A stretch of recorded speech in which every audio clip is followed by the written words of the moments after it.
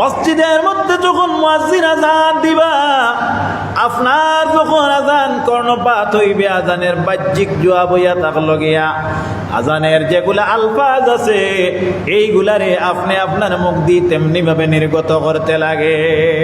জানা আছে তো, যখন হাইয়া আলাস সালাহ মুয়াজ্জিনে কইবা, ইয়ানে যার অর্থ হইল আও নামাজ কে লিয়ে, ইয়ানে আসো নামাজের জন্য, আসো নামাজের জন্য। হাইয়া আলাল ফালাহ, হাইয়া আলাল ফালাহ, আসো কামিয়াবির জন্য, কামিয়াবির জন্য। ইয়ানে আপনি যদি আও তাহলে সাকসেসফুল হইবাই।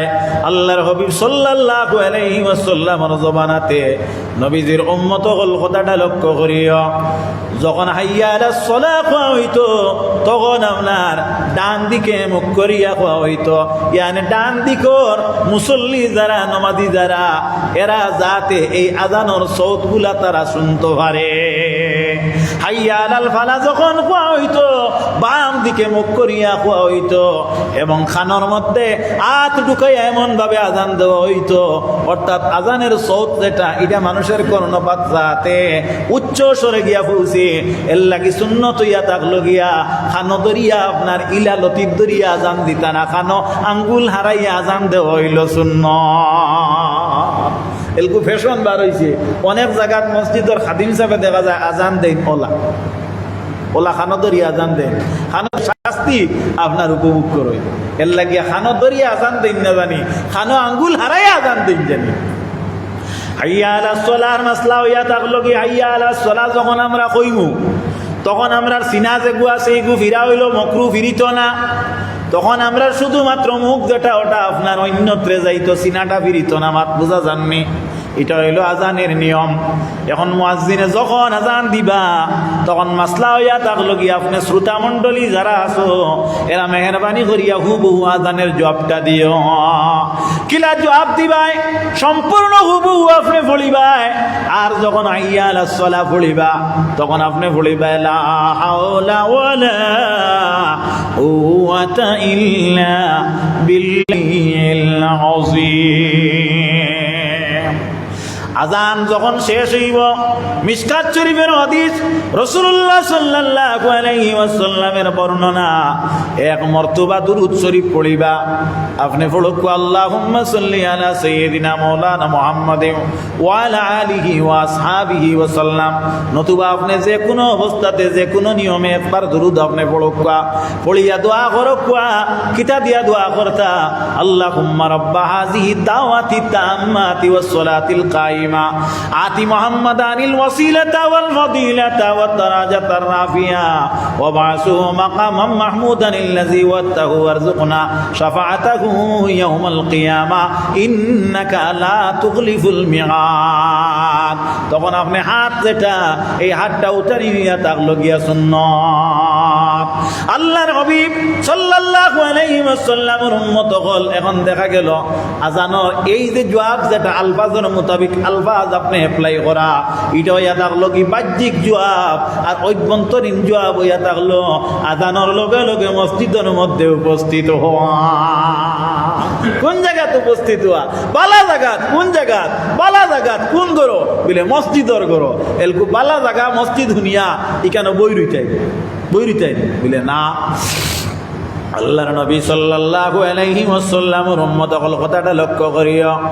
আমার আল্লাহ যিনি, তিনি এমন যে এই পৃথিবীর মধ্যে আমরা কিভাবে খাইমু, কিভাবে চলমু, কিভাবে ঘুরিমু, কিভাবে আমরা এখনের সঙ্গে ব্যবহার করবো, এই সম্পূর্ণ আল্লাহর নবী মুহাম্মদুর রাসূলুল্লাহর মাধ্যমে আল্লাহ আমরারে শিক্ষা দিয়া দিলা। আল্লাহ জানাইয়া দেন, যখন মসজিদের গড়টা আল্লাহ পৃথিবীর মধ্যে সর্বোত্তম গড় কইলে এখন নামাজও আইয়া আপনি হয়তো না যাইতে পারেন। আল্লাহ জানাইয়া দেন, ফাইজা কুদিয়াতিস সালাতু ফান্তাশিরু ফিল আরদ। তুমি তাই নামাজ যখন শেষ করবাই, শেষ করার লগে লগে তুমি তাই কিতা করিও, তোমার তান রিজেকর তালাশে তুমি তাই তালাশি হইয়া যাইও। অর্থাৎ মসজিদ আর জমিয়া বইও না, মাত বুঝা গেছে নি?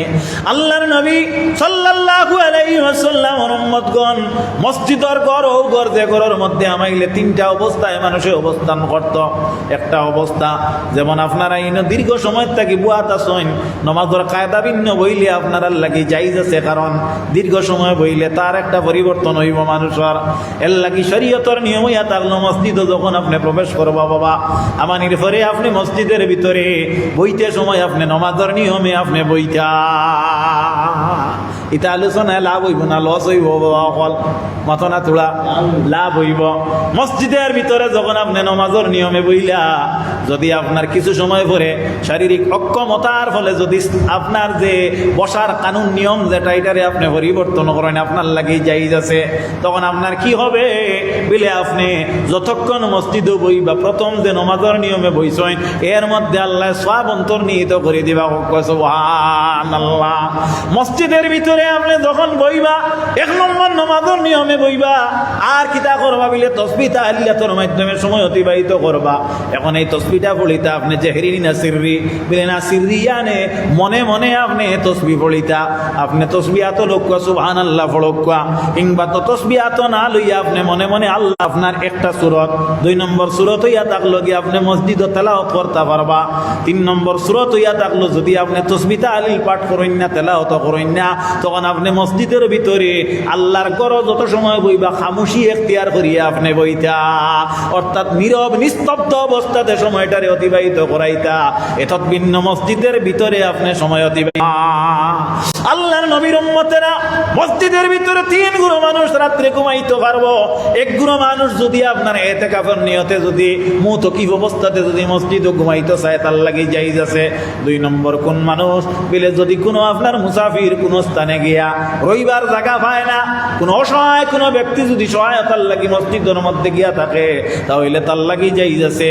আর 3 নম্বর কোন মানুষ বলে উদ্বাস্ত যদি কোনো মানুষ, যেমন ধরি নেও বর্তমান আপনার জালিম সরকারে দেখা যায় আমরা অনেক মানুষের বাড়ি ঘর আপনার কিতা করছে উদ্বাস্ত করি লইছে। এই জায়গাতে যদি একজন মানুষে আপনার নিরাশ্রয় অবস্থাতে যদি মসজিদে 1-1.5 দিনের লাগি যদি রইতে চায় শালীনতায় তাহলে তার লাগি শরীয়তে জায়েজ দিছে। এতৎ ভিন্ন মসজিদের ভিতরে আপনি ইয়া ঘুমাইতে পারেন না। আমাদের মানুষের মধ্যে অনেক কুপ্রথা আছে। কিতাবে বর্ণিত যদি মসজিদের ভূমি এবং জমির মধ্যে যদি কোনো মানুষে একটা ফলের গাছ কিংবা তো কোনো একটা বৃক্ষ রোপণ করে আর মনের মধ্যে তার বাপ নে কথাটা লক্ষ্য করিও যে এই গাছটা আমি রোপণ করবো, এই গাছটায় বাতাস দিলে আমি বাতাস খাইমো, তার লাগি এই বাতাস খাওয়ার লাগে এই গাছটারে যদি রোপণ করে তাহলে শরীয়তে কিতাবের মধ্যে ফরমাইতরা লা ইয়াজুজু তার লাগি সেটা কিন্তু জায়েজ নাই। হে মসজিদের এরিয়াত ইলা গাছ রোয়াও তার লাগি জায়েজ না।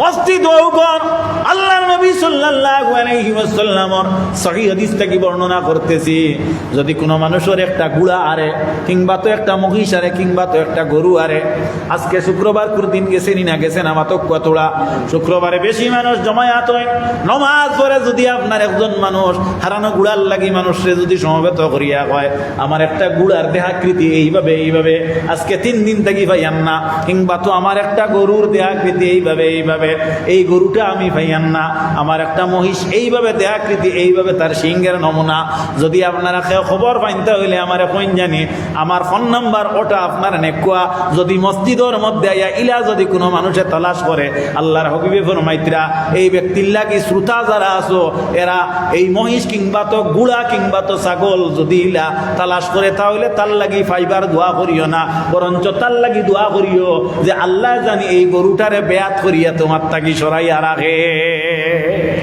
মাত বুঝা গেছিল?